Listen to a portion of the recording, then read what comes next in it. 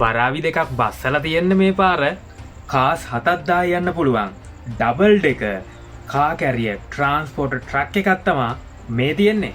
පෙට්ටිය පිටින් කිලෝ 2ක් බරයි හොඳේ. කිලෝ 2ක් බර වුණාට ඕනම තැනක පහසුවෙන් අරන් යන්න කරන්න පුළුවන්. කලර්ස් දෙකකින් ගන්න පුළුවන්. ග්‍රේ කලර් එකයි yellow කලර් එකයි. මේ කැරියර් එක හදලා තියෙන්නේ 124 ස්කේල් එකට. දැන් නම් කතා ඇති නේද? එහෙනම් අපි ඉක්මනටම මේ මොඩල් එක අන්බොක්ස් කරගෙන බලමු.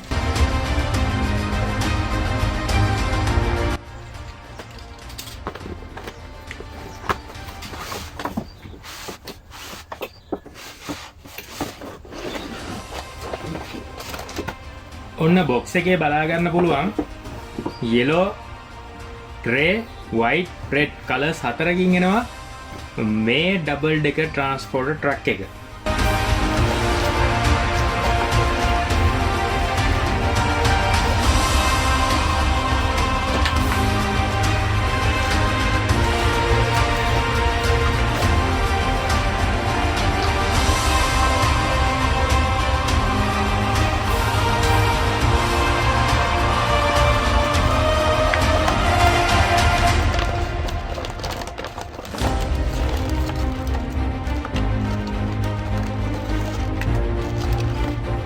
ඔන්න ඔයාලට බලාගන්න පුළුවන් වෙහිකල්ස් 7ක් තියෙනවා මේ පැක් එකේ.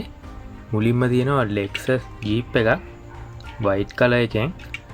ඊට පස්සේ තියෙනවා Jeep Wrangler model එකක් yellow color එකෙන්.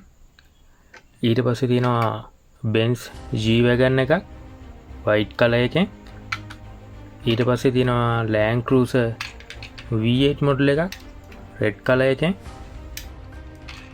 ඊට පස්සේ තියෙනවා Land Cruiser 79 series එකේ cab model එකක්. ඊට පස්සේ තියෙනවා Toyota FJ Cruise එකක් yellow color එකෙන්. අන්තිමටම තියෙනවා Defender short wheel base එකක් cream ඒ වගේම black color කියන දෙකෙන් mix වෙලා තියෙන්නේ. ඉතින් ඒකත් හරිම ලස්සනයි. හැම SUV එකක්ම හදලා තියෙන්නේ 136 scale එකට මෙටල් වලින්. ඒ වගේම ඩෝස් ඕපන් කරන්න පුළුවන්.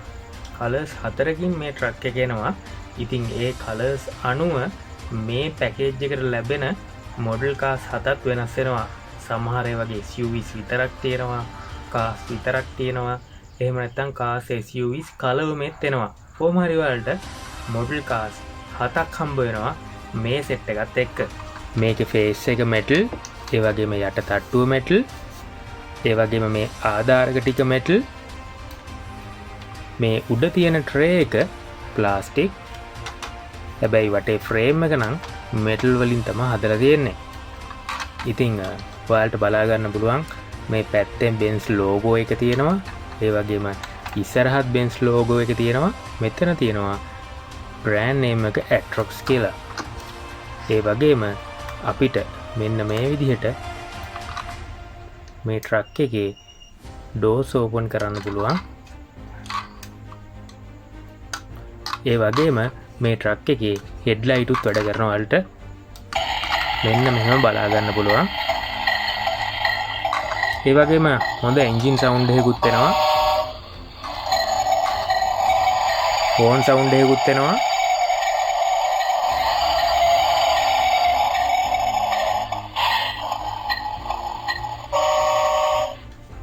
දැන් මගේ අතේ තියෙන මේ ට්‍රක් එකේ සෙකන්ඩ් පාර්ට් එක.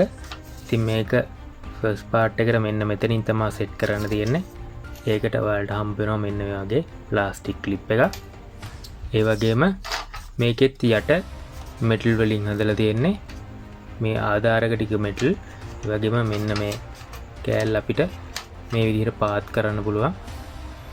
මේ කෑල්ලත් මෙටල් වලින් හදලා තියෙන්නේ. උඩ ට්‍රේ එක නම් ප්ලාස්ටික් වලින් හදලා තියෙන්නේ. ඉතින් අපිට මෙන්න මෙතනින් මේක පාත් කරන්න පුළුවන්. මෙන්න මේ විදිහට.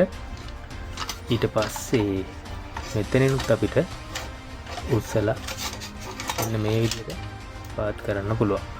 ඉතින් මේ විදිහට ඇඩ්ජස්ටබල් ඔප්ෂන් එකකුත් මේ ටේල් එකේ තියෙනවා.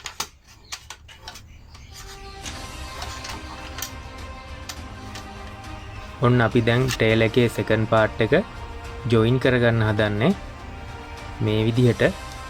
මේ එකට ලැබිලා තියෙන ප්ලාස්ටික් ක්ලිප් එක අපි මෙන්න මේ විදිහට ටේල් එක තියලා